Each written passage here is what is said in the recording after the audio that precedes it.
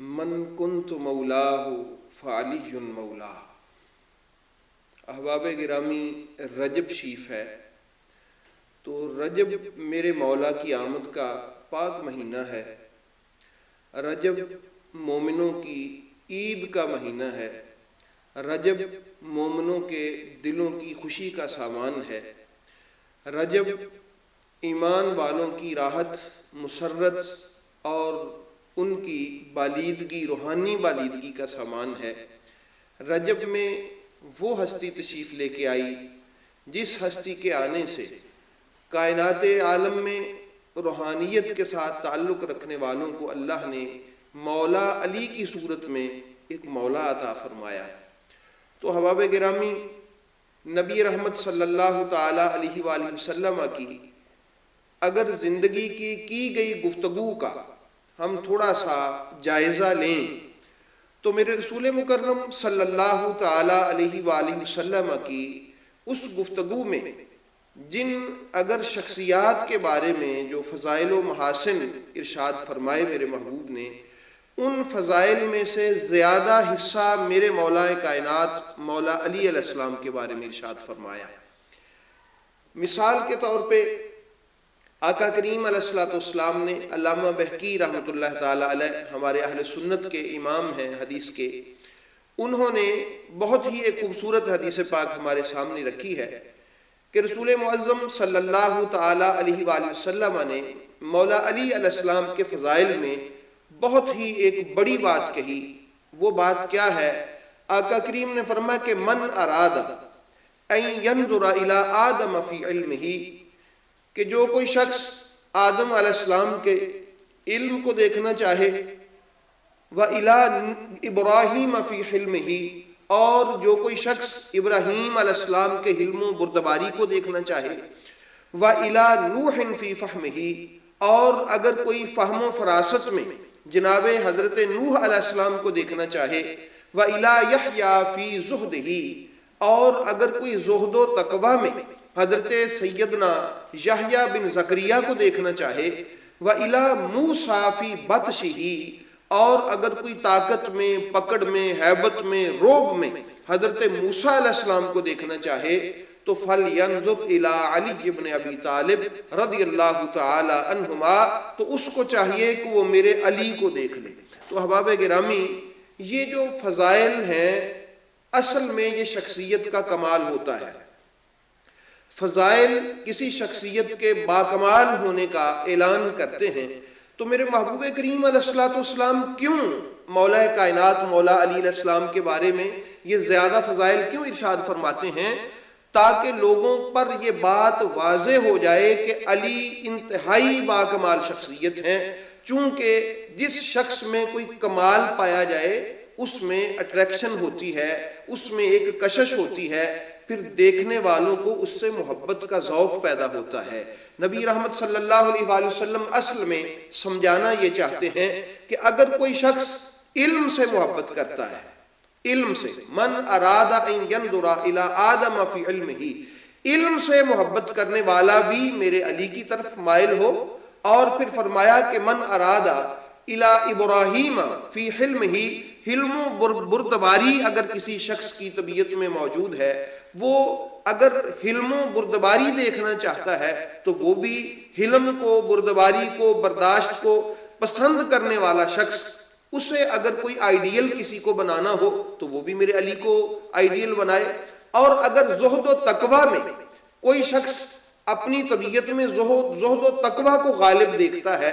اور وہ زہد و تقوی میں کسی کو اپنا آئیڈیل بنانا چاہتا ہے تو وہ بھی میرے علی کو دیکھے۔ اور اگر کوئی چاہتا ہے کہ وہ پرہیزگاری میں، فہم و فراست میں اور ہیبت میں، روب میں، دبدبا میں کسی کو آئیڈیل بنانا چاہتا ہے، نبی رحمت صلی اللہ علیہ وآلہ وسلم نے اس حدیث پاک میں اس کی طرف بھی اشارہ دے دیا کہ وہ بھی اپنا آئیڈیل میرے علی کو بنائے۔ تو احباب گرامی،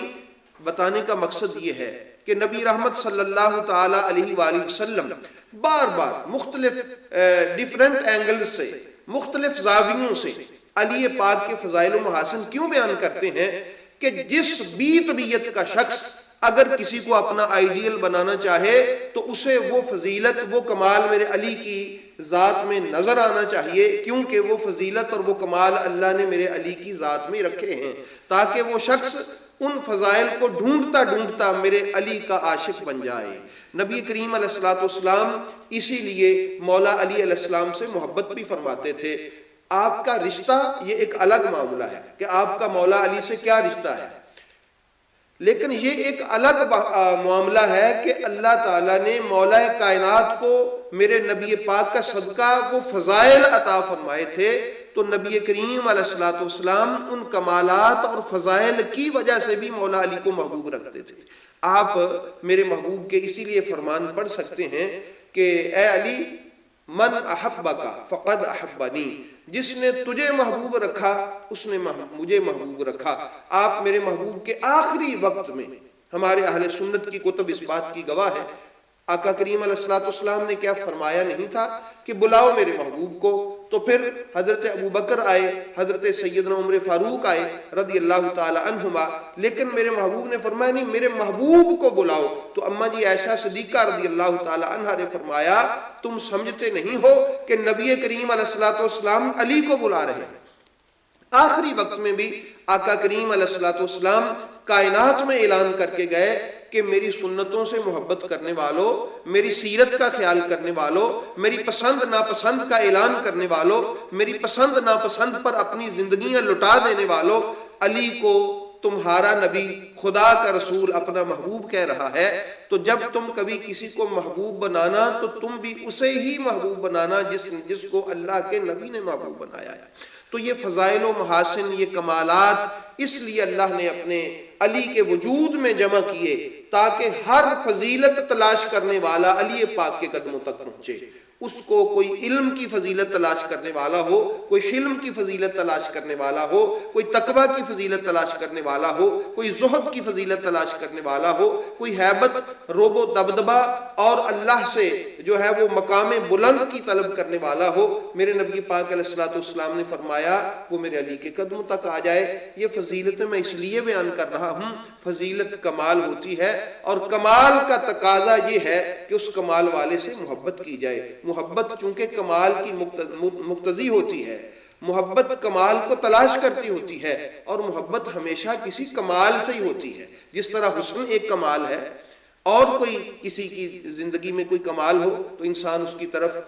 کشش رکھتا ہے، ایسے ہی اللہ نے تمام کمالات حضرت علی علیہ السلام کی ذات میں جمع فرما دیے، حتیٰ کہ گزشتہ